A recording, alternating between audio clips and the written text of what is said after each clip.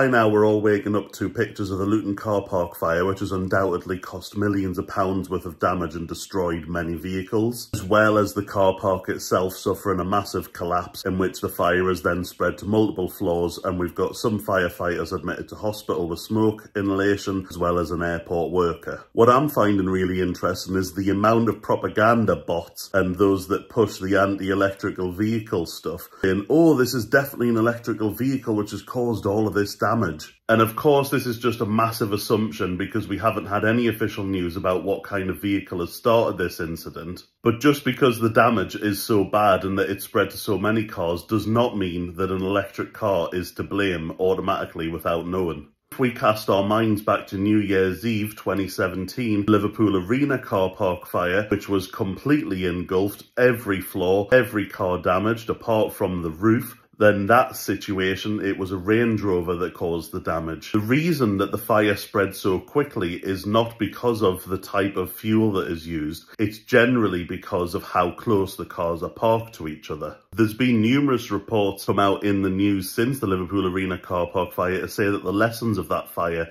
haven't been learned. Modern vehicles being bigger, but using the old school measurements for car parking spaces means that cars are parked closer together. Many modern vehicles these days are diesel, and in a fire, diesel doesn't vaporise like petrol, so it stays in liquid form, which means that you get burning pools of liquid that stay in the location rather than like petrol, which just vaporises into the air. So diesel doesn't burn as quick as petrol. Modern fuel tanks are made out of plastic rather than steel, which means that they fail a lot quicker in the event of a fire. So once the fire starts going from car to car, that car then releases its fuel tank, which causes more flammable liquid to become engulfed. Now, it might very well turn out to be an electric car that was the initial source of the ignition, but the reason for the spreading of the fire will likely be down to petrol and diesel cars being in close proximity to whatever was the initial source. And of course, the fire has raged that badly that the car park has then become collapsible, which has happened, and the fire has just spread to even more levels. But yes, let's not jump to conclusions,